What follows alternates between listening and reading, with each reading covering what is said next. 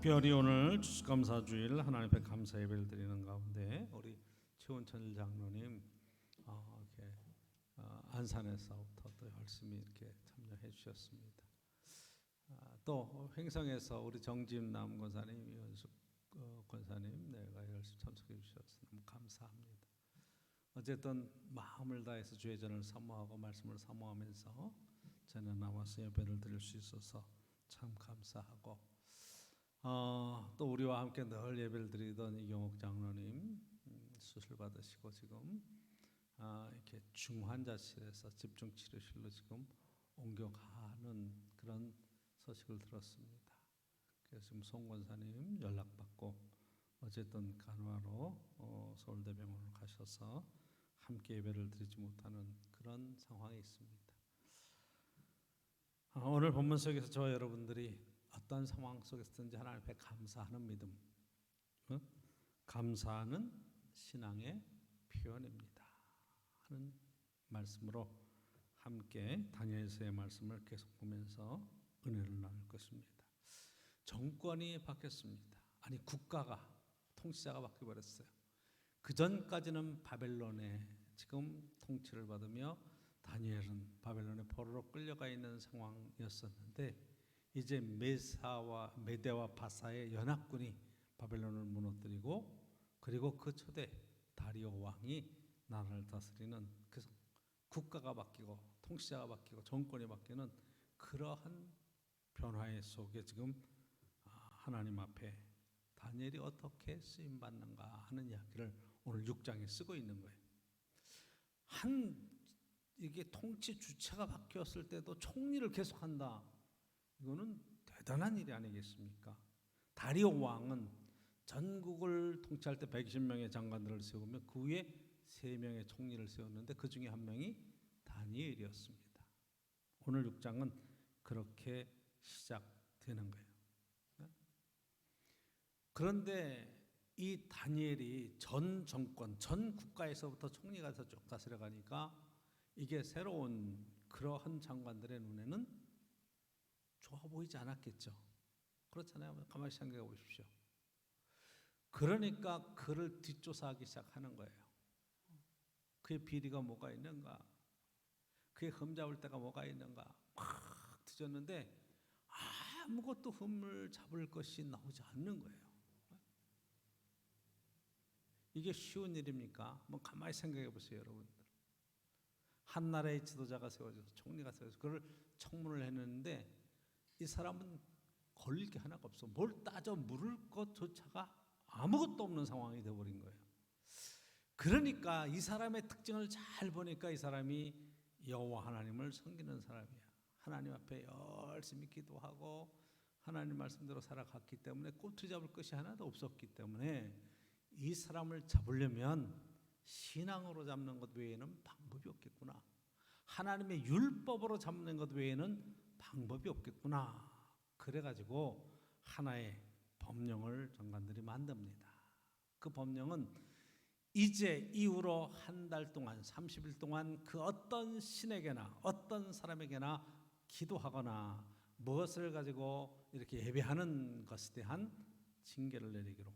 그래서 그렇게 기도하는 사람이 발견되면 그 사람은 사자굴에 던져지는 것으로 그렇게 법을 만들고 거기에 왕에게 이렇게 올려서 왕의 어인이 지켰다. 그것은 법령으로 확정되어 버린 상황이에요.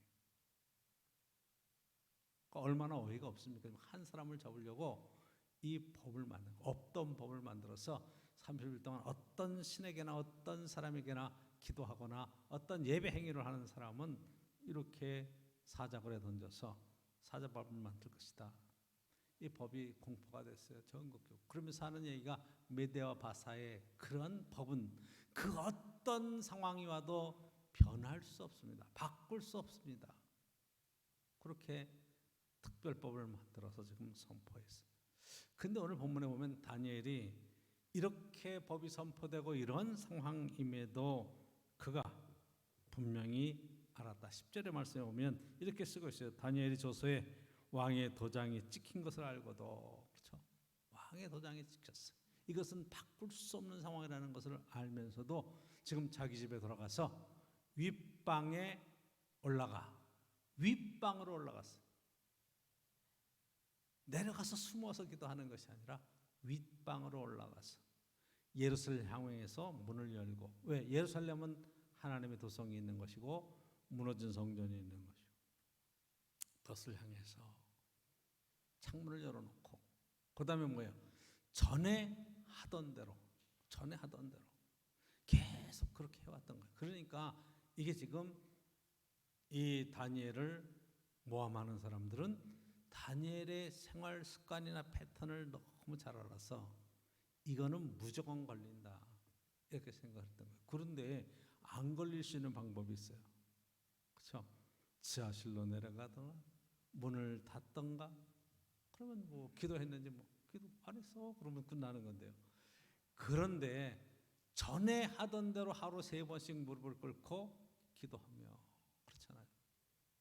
그러니까 지금 이 법령을 뻔히 알면서도 자기가 평소에 하던 대로, 매일 하던 대로 창문을 열고 예루살렘을 향해서 하나님 앞에 기도하기 시작합니다.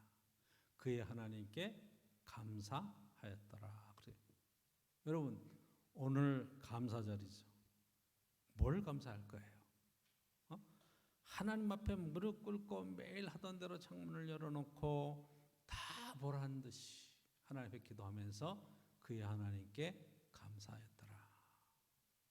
다니엘이 어떤 기도를 했을까? 그리고 뭘 감사했을까? 자, 이렇게 행동하는 걸 보고 11절이 이제 그 무리들이 모여서 다니엘이 자기 하나님 앞에 기도하며 간구하는 것을 봤습니다. 왜? 올무를 놓았으니까 딱 걸린 거죠. 그래서 이 문제를 가지고 왕께 나갑니다. 왕이요, 어인 찍고 30일 동안 기도하지 말고 이렇게 하라고 그랬는데 사자굴에 반드시 던져놓는다고 말씀하지 않았습니까? 12절에 보니까 그래요.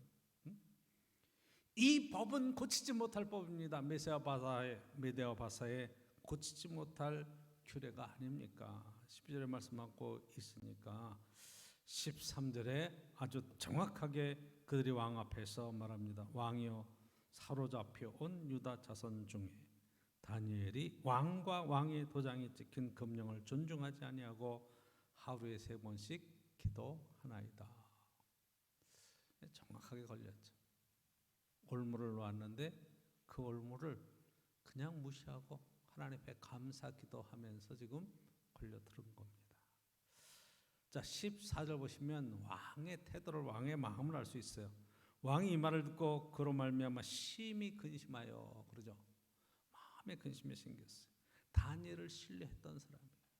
정권이 바뀌어도 다니엘을 들어서 총리로 쓸 만큼 그렇게 신뢰하고 최고의 지지를 보았는데, 이게 다니엘을 구원하려고 마음을 쓰며 그를 건져내려고 힘을 다하다가 해가 질 때 이르렀더라. 그러니까 하루 종일 구명 활동을 왕이 했는데도 왕이 자기가 내린 법령에 자기가 올무가 신하들이 와 장관들이 그렇게 법을 만들 줄, 그게 다니엘을 잡으려고 했던 거를 전혀 생각지도 못했는데 다니엘에 걸려든 거예요. 그러니까 빼내려고 애를 썼는데 왕조차도 자기가 선포한 법에 대해서 어떻게 할 수 없는 상황이에요.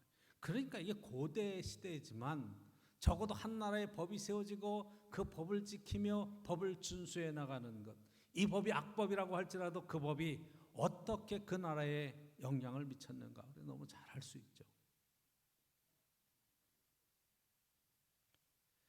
자, 15절에 다시 이야기합니다.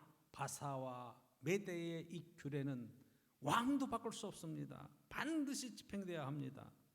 그러니까 16절에 왕이 명령합니다. 그렇죠? 다니엘을 끌어다가 사자굴에 던져 넣는지라.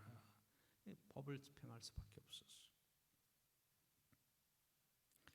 자, 그래서 16절에 다니엘에게 왕이 이야기합니다. 내가 항상 섬기는 너희 하나님이 너를 구원하시리라 하니라. 이게 그냥 인사차는 얘기가 아니라 하루 종일 구명 활동을 하다가 맨 마지막에 우리의 힘으로 도저히 어떻게 할 수 없다, 내 법으로도 안 된다, 왕의 권력으로도 안 된다, 하나님이 구원해 주셔야 돼요. 하나님이 구원하실 거예요. 누구 입에서 나온 이야기예요? 메데와 바사의 새로운 정권의 신임 왕에 의해서 하나님에 대한 고백이 나오는 거예요. 하나님이 구원하시리라. 그리고 하루가 지나갑니다. 그리고 돌 오기를 막고 문 오기를 막고 쫙 했는데 18절 밤새도록 왕이 금식하고 오락도 다 그치고 잠자지도 못하고 기다리는 거죠. 그러니까 얼마나 신뢰하고 얼마나 마음을 쓰면서 지금 다니엘의 상태를 살폈을까. 그래서 19절 이튿날에 왕이 새벽에 일어나서 막 달려갑니다. 예수님 무덤을 달려갔던 제자들처럼 여인들처럼 그렇게 달려갔어요. 밤새 무슨 일이 있었을까? 사자밥이 됐을까? 그리고 20절에 다니엘이 든 굴에 가까서 슬퍼 소리 지릅니다. 슬피 소리 질러요. 다니엘아 그러죠. 다니엘아 불렀을 겁니다. 살아계신 하나님의 종 다니엘아 그러죠. 살아계시는 하나님의 종 다니엘아.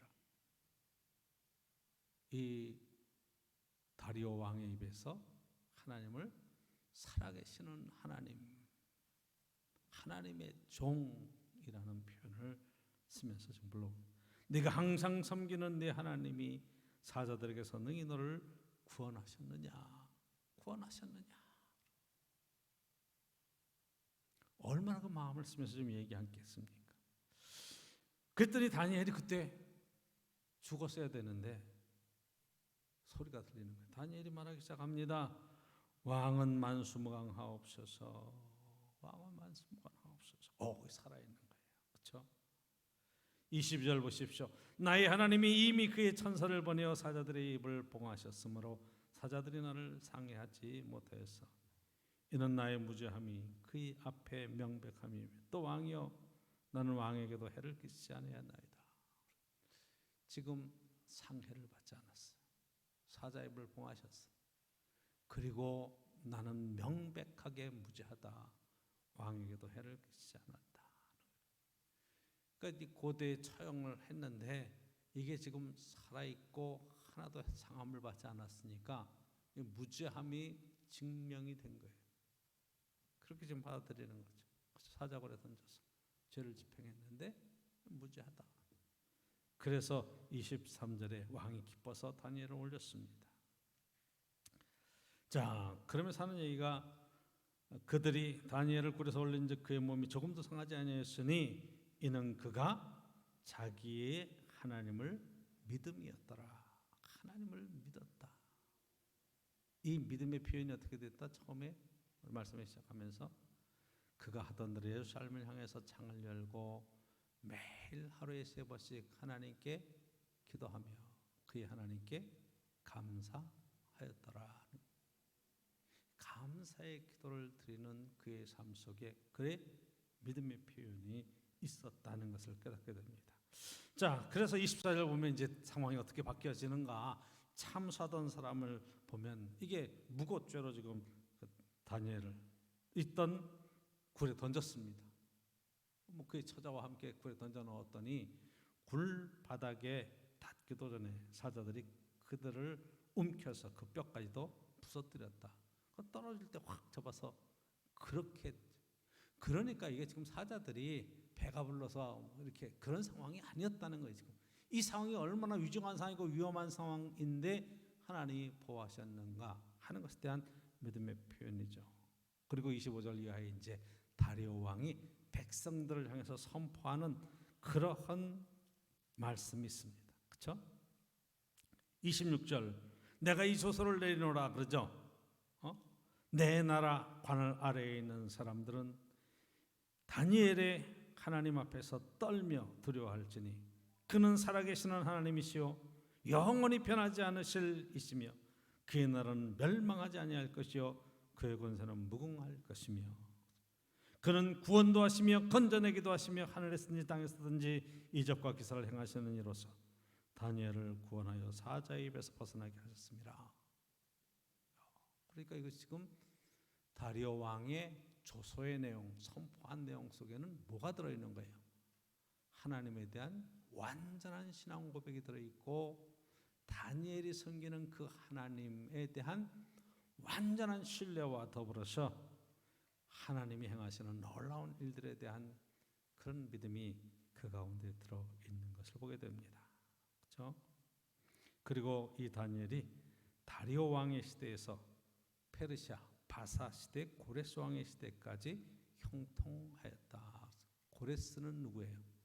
이스라엘 민족을 유대인들을 바벨론 포로에서 고향으로 돌려보냈던 그런 왕이에요. 그렇죠? 가서 너희 나라를 회복해라. 예루살렘 성전도 지어라. 그랬던.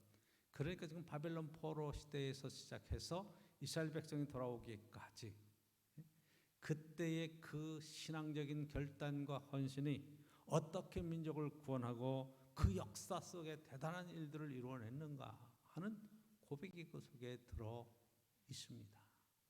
그래서 오늘 이 말씀을 통해서 우리가 추수감사주일을 오늘 함께 예배드리면서 우리가 꼭 붙들어야 될 교훈들을 몇 가지를 함께 보려고 합니다. 첫 번째로 우리가 봐야 될 것은 다니엘이 평소에 하던 대로 매일 하루에 3번씩 예루살렘을 향해서 창을 열고, 그렇죠? 그 다락 어떻게 생각하면 위층으로 올라가서 거기에서 하나님 앞에 무릎 꿇고 기도하는 것. 그 기도의 내용이 하나님께 감사하였더라 하는 이 내용을 한번 꼭 붙들 수 있기를 주의 이름으로 축복합니다. 그러니까 우리의 일상생활이 늘 하나님 앞에 감사의 기도를 드렸다는 거죠. 그렇죠? 굉장히 중요한 이야기예요. 성경에 보면 이 감사의 기도를 드린다. 특별히 여러분 이 예언서 가운데 하박국 선지자가 있습니다. 바벨론에 막 쳐들어온다는 소식을 들을 때 막 뼈가 떨렸다, 마음이 떨렸어요. 하나님 어떻게 이럴 수 있습니까? 왜 이런 고난이 이 민족에게 있습니까? 우리보다 더 악한 그 백성들이, 그 나라들이 우리나라를 쳐들어오는 것이 이게 말이나 됩니까? 하나님 앞에 그랬더니 하나님께서 하박국에게 말씀하시죠. 너는 달려가면서도 이걸 읽을 수 있도록 글을 써라. 오직 의인은 믿음으로 산다. 믿음으로 산다. 어떤 상황이 와도 믿음을 고백하고 믿음의 기도와 감사의 기도를 드리는 그 사람이 결국 살아남는다 얘기하시죠. 그러니까 이 하박국 3장의 마지막 부분에 뭐라고 16절에 내가 들었으므로 내 창자가 흔들렸고 그 엄한 소리, 그냥 바벨론이 쳐들어온다는 소리 때문에 창자가 흔들렸으며 내 목소리로 말미암아 내 입술이 떨렸도다. 막 부들부들 떠는 상황에 처한 거죠.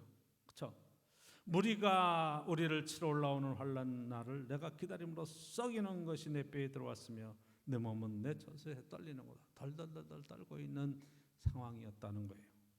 그런데 17절에 보면 여러분 너무 잘 아는 말씀 뭐가 있어요? 비록 무화과 나무가 무성하지 못하며 포도나무에 열매가 없으며 감람나무에 소출이 없으며 밭에 먹을 것이 없으며 우리의 양이 없으며 외양간에 소가 없을지라도 다 없어요. 거둔 것이 없어요. 왜? 그 위기 상황에 지금 쳐들어오는데 준비된 게 아무것도 없어. 없을지라도 18절에 나는 여호와로 말미암아 즐거워하며 나의 구원의 하나님으로 말미암아 기뻐하리로다. 그렇죠? 나는 구원의 하나님으로 말미암아 즐거워하고 하나님으로 말미암아 기뻐할 것이라. 왜 그러냐 하면 하나님이 나의 힘이 되주셔서 나를 사슴과 같이 높이 뛰어나게 높은 곳으로 다니게 하실 것이기 때문이라 19절에 이렇게 고백하고 있습니다. 그렇습니다. 위기에 막 소문이 들어오고 어려운 소식이 막 들려오고 감사의 기도를 할 수 있겠는가? 제가 예배 전에도 잠깐 말씀드렸던 것처럼 이교옥 장로님 지금 심장 판막 수술을 받았어요. 심장 판막 수술이 뭐 하는 거냐? 그럼 심장에 피를 이렇게 뿜어 올려서 역류하지 않도록 막아줬다가 열어줬다가 하는 밸브 역할을 하는 그 심장 판막이에요.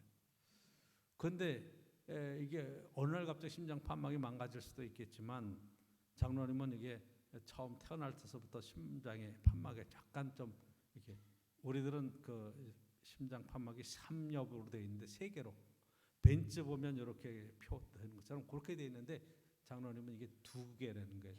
2업이라는 거예요. 그러니까 이게 처음부터 좀 문제가 있었는데 평생 살아오는데 별 문제 없이 아무 탈 없이 살아오셨는데 요즘 갑자기 뭐 이렇게 조금만 움직이면 숨이 찬다든가 뭐 이런 변전성이 있어서 이 건강 검진 받으면서 이게 나타났어요. 병원 가서 어쨌든 진찰 보다 보니까 이건 심장 소리가 이상하다. 그 한림대병원 갔다가 한림대에서도 이건 큰 병원 가야 된다 그래서 한림대병원에서 서울대병원으로 지금 가셔서 이걸 수술 받는 거예요. 근데 이 수술이 굉장히 어려운 수술이 제가 보니까 얘기를 들어보니까 이 가슴을 찢고 그렇죠? 심장을 꺼내는 거예요. 그래서 그 심장을 수술하는 거예요. 절개해서 판막을 바꿔 끼워서 그리고 꼬매는 거예요. 그 심장을 다시 넣어서 뛰게 만드는 거예요. 그러니 이게 보통 어려운 일이겠습니까? 이게 굉장히 큰 수술이. 그래서 수술 받으시고 중환자실 금요일 날 들어가셔서 금요일, 토요일, 일요일. 그래서 오늘 이게 피가 다 멈추고 어쨌든 정상으로 돌아오면서도 회복하는 시간들이 많이 걸리는데 이제 중환자실 집중 치료실로 옮겨오셔서 지금 거기서는 보호자가 어쨌든 옆에서 좀 도울 수 있는 그렇게 송 권사님이 그것을 하려고 지금 가신 상황입니다. 아마 퇴원하시기까지 시간이 좀 많이 필요할 것이고 이게 정상적으로 저와 함께 여러분들이 함께 예배에 참여하실까지도 이게 1달, 2달 넘어서야 되지 않겠나, 3달까지도 봐야 되지 않겠나 그런 거예요. 그러니까 지난주에 같이 예배드렸잖아요. 그렇죠? 이 추수감사주일날 함께 예배 드리기를 원했지만 인생이라는 게 내일 일을 할 수 없는 거예요. 수술 앞두고 얼마나 이게 많은 기도를 하시는지 새벽마다 나와서 또 계속 기도하시고 울면서 기도하시고 하는 큰 두려움도 있겠죠. 그런데 오늘 성경 말씀에서 보면 사실은 우리의 삶 속에 하루의 삶이 하나님 앞에 감사로 영광을 돌릴 수밖에 없어요. 우리 이경욱 장로님도 마찬가지. 하나님, 여태까지도 어쨌든 그런 상황 속에서도 건강하게 살아온 것에 대한 감사가 있는 거죠. 그렇죠? 그리고 더 나가서 그럼 뭘 감사해? 여러분 수술 받을 수 있는 것도 감사한 거예요. 할렐루야. 그렇잖아요. 병원에 갔더니 이거 너무 늦었습니다. 수술이 불가능합니다. 집에 가셔서 편히 쉬시고 맛있는 것 드시다가 가십시오. 그렇게 얘기했으면 소망이 완전히 끊어지는 거잖아요. 하나님 앞에 기도할 수 있다는 것 자체가 얼마나 감사한 거예요. 바뀔 수 있고 회복될 수 있다는 게 감사한 거예요. 수술 받고 시간이 걸려도 회복될 수 있다면 너무 감사한 거잖아요. 그러니까 우리가 하나님 앞에 그 위기 상황 속에서 어떻게 감사할 수 있겠느냐. 다니엘이 그 상황 속에서 어떻게 하나님 앞에 감사할 수 있겠느냐 말이에요. 자기를 모함하는 걸 뻔히 알면서도 어떻게 하나님 앞에 감사하면서 기도할 수 있었겠느냐. 이렇게 여러분 접근을 해보시면 우리가 이 감사절의 의미를 더 깊이 생각할 수 있지 않겠습니까? 우리는 어제와 똑같은 날들을 살아요. 그래도 지난주와 똑같이 그냥 뭐 하루하루 반복되는 삶을 사는 것 같아요. 어떻게 지내십니까? 매일 그렇죠 뭐. 근데 매일 그렇죠 하는 것도 감사한 일이에요. 그렇죠? 굉장히 감사한 거예요. 어제와 같이 눈을 뜨고 아침에 일어나서 평상에 활동들을 하고 그런 것 자체가 얼마나 감사한 거예요. 직장에 출근할 직장이 있고 가서 소득이 있고 먹고 살 수 있는 삶의 터전이 있고 편히 쉴 수 있는 가정이 있고 집이 있고 감사한 이야기로 계속 갖다 붙이면 우리는 모든 것이 다 하나님의 은혜라고 고백하면서 감사할 수 있는데 인생이라는 것이 인간이라는 것이 참 이게 간사해서 100가지를 감사할 일이 있고 조금 불편한 것 몇 가지만 있어도 그것 때문에 못 살겠다 그러는 거잖아요. 그것 때문에 힘들다고 얘기하는 거잖아요. 이거를 해결해 달라고 막 얘기하는 거잖아요. 하나님 어떻게 그럴 수 있냐고. 다니엘은 국가가 바뀌고 정권이 바뀌고 그 어려운 상황 속에서도 어떻게 그 상황을 헤쳐나갈 수 있었습니까? 하나님 앞에 기도하는 것 외에는 방법이 없었어요. 그렇죠? 어떤 기도를 했습니까? 감사의 기도를 하는 거예요. 감사한 거예요. 연약하지만 오늘도 우리와 동행하신 하나님의 은혜를 감사함으로 믿음으로 고백하고 나아가면 그것이 우리의 인생의 큰 능력이 되고 권능이 될 줄로 믿습니다. 감사가 중요한 거예요. 그 어떤 위협받는 상황 속에서도 굴하지 않고 창문을 열고 기도할 수 있어서 감사한 거죠. 감사할 수 있는 거예요. 꼭 그렇게 티를 내야 됩니까? 믿는 티를? 아니 이렇게 문 닫고 그냥 살짝 기도하고 하나님 앞에 그냥 위기의 상황을 넘어가면 안 되겠습니까? 라고 말할 수도 있겠지만 여러분 어떤 상황 속에서는 내게 손해가 있고 불리한 일을 당해도 정말로 믿음의 고백이 끊이지 않는, 정말로 굴하지 않는 그런 아름다운 모습으로 신앙의 모습들로 세워질 수 있기를 간절히 축원합니다. 두 번째 오늘 본문 속에서 이제 다리오 왕 앞에 지금 이 신하들은 계속 공격을 합니다. 그렇죠? 모함을 받고 어려움을. 자, 우리가 신앙생활하고 감사하고 하면 하나님께서 형통하게 하신다는 말 자체가 형통하게 하셨다라는 말이 모든 일이 잘 된다, 잘 풀린다라는 얘기도 마찬가지 이야기가 되겠지만 그렇다고 어려움이 없느냐? 아닙니다. 고난이 있어요. 어려움이 있어요. 모함도 받기도 해요. 시련이 있어요. 그런데 낙심하지 말자는 거예요. 그럴 때 포기하지 말자는 거예요. 하나님께 기도하고 믿음의 길을 찾아나가고 헤쳐나갈 수 있는 그런 결단이 우리에게 필요합니다. 사자굴에 들어간다고 해도 하나님이 함께 하시면 이겨나갈 수 있습니다. 어떤 시련도 하나님이 도우시고 하나님이 함께 하시면 능히 이길 수 있습니다. 이런 신앙 고백이 우리에게 있어야 돼요. 작은 것 때문에 무너지지 말자고요. 우리에게 큰 시련이 왔다고 해도 여러분 목숨 걸 만큼 그렇게 위기의 상황이 우리에게 있습니까? 지금 다니엘은 목숨을 걸었어요. 사자굴에 던져집니다. 저와 여러분들이 신앙생활 하다가 제일 큰 위기가 뭐냐? 그러면 죽음이에요. 목숨 잃는 거예요. 그렇죠? 사고로 목숨을 잃든 무슨 병으로 목숨을 잃는 거예요. 그런데 성경에서 너무 우리에게 중요한 것은 죽음 뒤에는 우리에게는 부활이 있고 하나님 나라의 소망이 있고 영원히 살 수 있는 길이 있잖아요. 그렇죠? 그러니까 이 죽음도 우리에게는 문제가 되지 않는다. 사도 바울이 고린도전서 15장에 이야기한 것처럼 죽음아 너의 권세가 어디 있느냐? 사망아 너의 쏘는 권세가 어디 있느냐? 내게 생명을 주시는 예수 그리스도 안에서 모든 것을 이겨낼 수 있는 능력과 은총이 바로 이 가운데 있다고 고백하는 겁니다. 그렇죠? 에이 죽기뿐이 더하겠어. 그러고 담대하게 나간다 그러면 하나님께서 우리를 죽이시겠느냐 이 말이에요. 능히 살릴 수 있는 힘과 능력이 하나님 안에 있습니다. 그러니까 여러분 신앙생활을 너무 쉽게 얍삽하게 그렇게 하지 않냐고 정말 최선을 다해서 나간다면 그것을 통해서 하나님 앞에 감사로 영광을 돌릴 수 있습니다.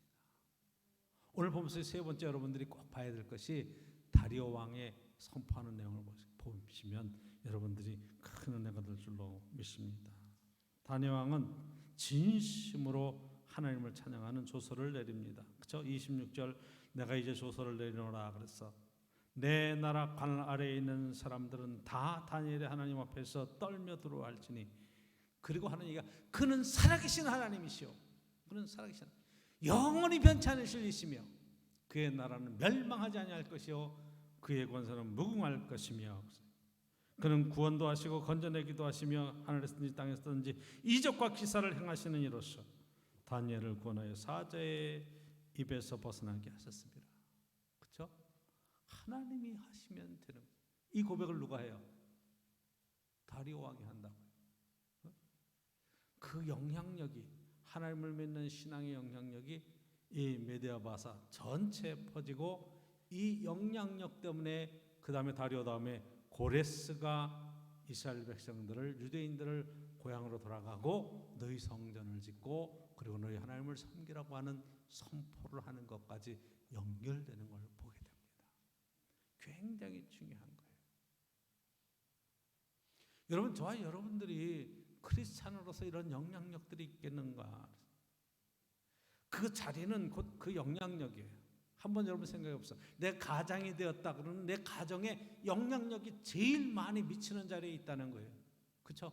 아버지가 정신 차리고 잘 하면서 가정이 화목하게 세워지는 경제적으로도 부유함을 누릴 수 있고, 때로는 이 아버지가 함부로 행동하면서 가정이 무너져 내리기도 하고 어려움을 당하기도 하고 고통을 당하기도 하는 것을 실제로 여러분 보잖아요.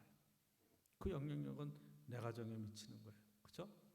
내가 열심히 살아서 여러분 옆에 가정에도 영향력이 미쳐집니까? 그럴 수도 있어요. 근데 여러분 회사에서도 마찬가지, 여러분 직장에서도 마찬가지죠. 내가 맡고 있는 부서의 영향력이 내가 부장이냐 과장이냐에 따라 달라지잖아요. 그렇죠? 전무냐 사장이냐에 따라서 그 영향력이 전혀 달라지죠. 그러니까 크리스찬으로서 내가 그 자리에 있다고 하는 것은 그 많은 영향력이 커진다. 크리스찬으로서 대통령이 되었다는 것은 여러분 한 국가의 하나님에 대한 신앙에 대한 영향을 미칠 수 있는 그 자리에 선다는 것과 똑같은 거거든요. 굉장히 중요한 거예요. 대통령이 된다. 한 나라의 그런 방향을 바꿀 수 있는 대단한 자리인데, 그렇죠? 함부로 할 수 없는 자리예요. 굉장히 중요한 겁니다. 국회의원을 뽑는다, 대통령을 선거한다. 그런데 여러분 다니엘은 그 하나님 앞에 바른 신앙과 바른 자세로 그 나라에 영향력을 미치잖아요. 그를 잡으려고 털었는데 털 게 없어요. 아무것도 그를 해할 수 있는 방법이 없어요. 걸리는 게 아무것도 없어요. 그만큼 깨끗한 사람이 어디 있어요. 그렇죠? 그러니까 저와 여러분들이 결론적으로 얘기를 합니다. 크리스찬으로 인생을 살아가는 것은 적어도 어디에 내놔도 털릴 게 없는 사람으로 살아가는 이런 결단이 우리 삶 속에 필요해요. 그렇죠? 저 사람을 잡으려면 딴 거 하나 없어. 뭐로 잡아야 돼? 신앙으로 잡아야 돼. 하나님 앞에 신앙생활 하는 게 그게 하나 법이야. 이렇게 말할 정도의 삶을 반듯하게 살아냈다는 거죠. 할렐루야. 그렇죠? 그러니까 이렇게 인정받는 복된 삶이 우리에게 필요해요. 예수님께서 너희는 세상의 빛이라 너희는 세상의 소금이라 말씀하시잖아요. 그 세상에 빛을 비치고 세상을 변화시키고 세상을 맛있게 하고 세상을 보기 좋게 만들 수 있는 능력이 어디서부터 나오는가? 하나님의 앞에 우리가 어떻게 살아가느냐? 결국 감사하고 오늘도 하나님 앞에 진지하게 기도하면서 내게 당한 어떤 상황 속에서든지 낙심하지 않고 기도하면서 헤쳐갈 수 있는 능력이 우리에게 필요하다 말이에요. 이 감사절에 저와 여러분들이 1년에 돌아온 삶을 한번 돌아보면서 내가 진심으로 하나님 앞에 감사할 것이 무엇인가 보시고 또 올 한 해를 어떻게 감사하면서 마무리할 것인가, 내 귀한 이 삶의 영향력들이 어떻게 하나님 앞에 교회와 공동체와 또 가정과 이 사회에 어떻게 영향을 미칠까 여러분 잘 기억해 가시면서 하나님 앞에 세워졌을 때 정말 하나님께로부터 칭찬을 받는 복된 신앙의 역사가 꼭 함께 있기를 간절히 축복합니다.